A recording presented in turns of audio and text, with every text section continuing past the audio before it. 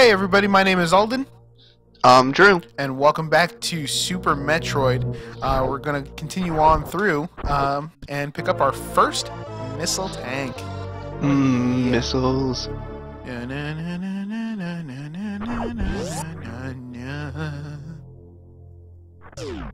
Definitely one of the more iconic Metroid tracks. I like that all of the Nintendo games have that little ditty that really defines them. Yeah, like the theme. So like the from Zelda. Yeah, that's one of my favorites. One of my friends has that as his text message ringtone. It's the best. Awesome. So, all right. Real quick, we're gonna come back for that in just a bit. Oh, you can't just do that. I just did that. Oh, you're a jerk. So that's alright. I'm gonna try to sequence break here, and this is usually what slips me up and like costs me the 2 hours, is I spend way too much time trying to like get that ahead of time when I'm just like I don't know. But because I can. That's why. If you get it, it's great. It's just like a little thing. So alright. We're gonna go ahead and get our missiles back. We've got 10 now. So just to catch everybody up, I guess. I went and got 2 missile packs, and we're actually gonna go directly back.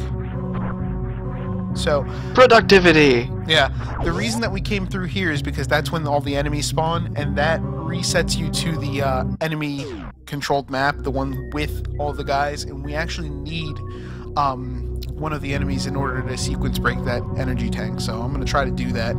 If I don't, I'll try like a couple times. If my health gets too low, then whatever, I'll forget about it and we'll come back later. Oh, okay. So the health tank is what we're trying to sequence break. Yeah, this is the first one. I learned this trick. I forget who I learned it from. It was a YouTuber. Viewers, if you know a YouTube video where you know, someone teaches you how to do that, post it up in the video comments. That's probably where I got it. But this guy here is our savior here. So we're gonna go ahead and move him over. The idea is, what we want to do is we want to get this guy to dive, and we want to be able to use him to launch us. When we take damage, there we go, just like that. There it is. Well, it didn't take long at all. Yeah, he launches Liar. That usually takes me way longer than it needs to. I'm not good at that, so I guess Let's Player's luck there. Yeah, I'm not complaining. Yeah, really. And the viewers sure aren't either. Right, guys? You can't see it, but I just turned to the camera and did a thumbs up. I stared ominously. Excellent. Right, guys? Intense stare. Yeah, but so now we get to go through our first boss battle with like a full energy tank, which is nice.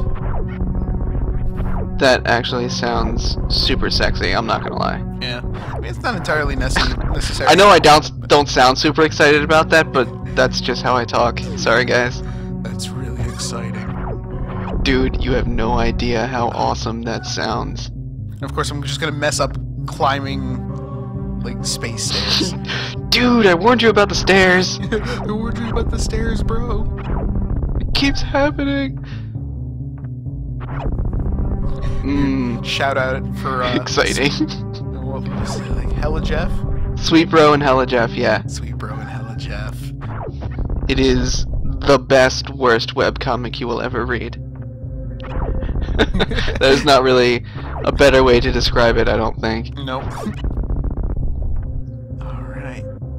Yeah, this is one thing that I kind of wish they could have done without, was making this quite such a tall yeah, the original Metroid was an offender of that as well. Yeah, they did that a lot. It was one of the things I didn't really care for. It was just like having to jump up these really tall sections. Like, I get that, like, that's one of the I guess one of the hooks of the game is that it's a lot more vertical than like your Super Mario Brothers, your Zelda, and all those guys. Yeah. But I think there is more that sets this apart from those games, and they didn't have to rely on that quite so heavily. Yeah, so All right, so we're gonna go ahead and head in here. And this really one of the things that I really love about this game is the exploratory value of it. Like, you're gonna find that you like come back and revisit areas throughout the course of the game. We'll be back here a lot. Specifically at the very end of the game, we're actually gonna come back down this hallway. So, not to spoil it. Yeah, there's a reason that the genre is referred to as Metroidvania. Yeah. This is the Metroid half of that. I think this was like the first game that ever really did that sort of exploratory you need to come back to some areas once you get a power up kind of thing. Yeah, it was definitely. I guess if not the first one you could consider Zelda along the same vein in that like there's areas of Zelda that you can't access until you get one of the gadgets. But certainly of the 2D platforming games, I think Super Metroid was one of the first to not just make it a, World 1-1 kind of thing. Yeah. So, real quick, just a heads up, I can't do this very well, but now that you can place bombs, that actually launches you up into the air. If you can get it to where when you're going upward, you place another bomb, you can do a bomb, like, you can do a jump, so... Bomb chain? Yeah. Yeah, like that. I'm Oh, I see. really You just bad. gotta time it perfectly so that you just keep getting the bounces. Yeah. Yeah. Yeah, that looks really tough. Not easy. But that would actually... And now we spend 15 episodes trying to get it right. Yeah. That would actually get Today you, on Play. some energy tanks and missile tanks right now if you can do it, but I unfortunately cannot. But F that noise. Yeah. So your bombs are infinite, right? Yep. Bombs are infinite. Okay. The only thing that you'll see has ammo is anything that's listed up at the top, which right now is just my missiles. Yeah, that's nice. That they really only... Well, A, they give you some abilities that you don't need ammo for, and B, they only show you the stuff that is relevant. So, we're coming up to my favorite area in the game. I know it sucks that it happens so early, but I love it. Episode 2, and we're already at the climax. We're peaked. See you later, viewers. Next time we play something else. Yeah. Alright. So I love how different this area feels from the areas we were just in. Yeah. Like, there was definitely very ruinsy in the beginning there.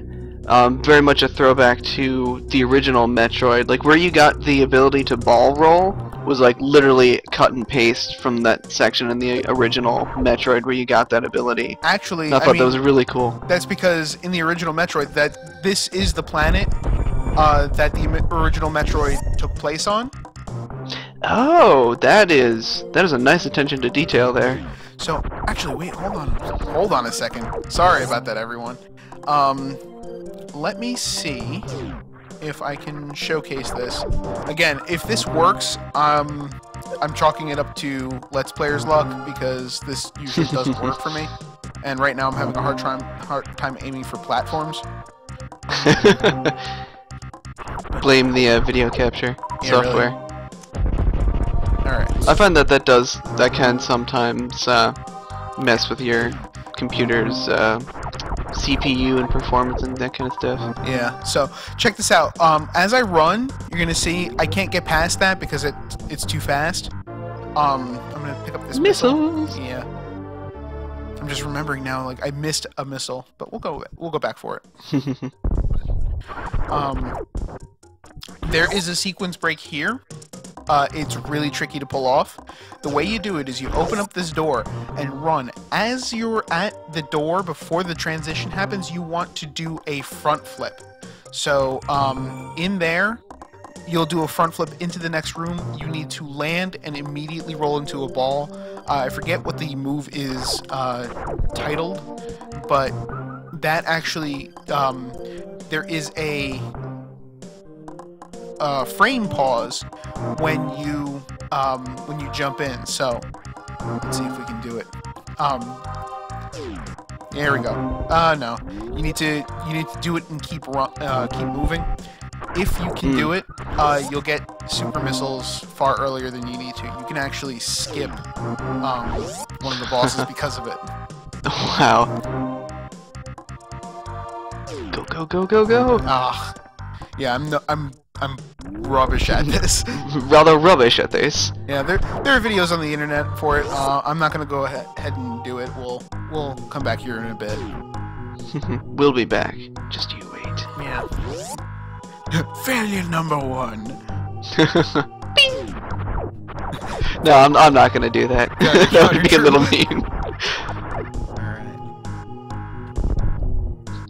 I feel like if I did that for you, I would have to go back and edit all the videos where I played, and that would just be way too many. Oh, no. I've opened up a can of worms on this one, haven't I? Mm-hmm. Alright, so we're gonna head down first. And this is another thing, like, I mean, going back to the conversation of, like, how different the areas look, like, Upper Brinstar is just, like, this lush, foliage-rich area. Lower Brinstar is where we're gonna have, like, you know, it looks like a mine shaft. We're gonna have Meridia, which is a water level. You have the fire level in Warfare. I mean, it just the visuals in this game so different for each area, and they all really fit together pretty well. Yeah, it's nice in how different they are, but it feels like a cohesive world. Like, this doesn't feel so different from what we've been doing, and yet it's a nice and refreshing, and it's a nice new environment. Yeah, yeah. So, what I just picked up back there was the charge beam. We're at the point now where the normal shots that I'm just shooting by pressing down the button, they don't actually damage enemy or bosses anymore. So, yeah. That's fun. So now we're gonna go ahead and use the charge beam. Do it. Actually, I'm gonna use the missiles. If the charge beam, just missile everything. Yeah, I don't suffer at all from too good to use syndrome here. I don't think Metroid is really one of those games where that happens, because everything drops missiles so much. There's really no reason not to just like keep blasting them at everything. Yeah. So, pro tip, stay in your morph ball here, and just wait till he opens his up his gob. Oop. Oh, that's pretty. Yeah. I bet he gets all the ladies. Yeah. Sexy plant thing, demon. Oh, I don't even know what's going on anymore. Oh, what even is that? I have no This idea. game has some of the creepiest boss. It's up there with like R-Type in terms of really weird, out of left field stuff. Yeah. Yeah, I actually gotta say, this was one of my favorite boss battles, like, when I played this as a kid. Just because, like, I mean, yeah, it's kind of easy, but the music is just kind of fun with the and, like, just kind of creepy. I don't know. Yeah, no, this boss has really nice atmosphere to it. We're having a moment. Don't mind me. Wipe a tear away. Come on. Oh. Oh. I got him. Yeah. In your face. Is it face? I don't know what that is. Grill? In your proboscis? Proboscis? Oh, episode title right there. In your proboscis. Did you mean proboscis? I have no idea. That's like... I don't know what I'm talking about anymore. That's like the mouth of a crab is a proboscis. I don't know. Is it? I don't know. Viewers, what's a proboscis? or I don't know. What am I talking about even?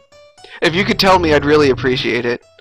I feel like someone's gotta know. Someone. Bio majors, go. It's nice that he has that color change to him. I'm assuming that's like half health or almost dead. It's actually almost dead. The faster he goes, I think he's... Oh yeah, he's got like one more hit, I think.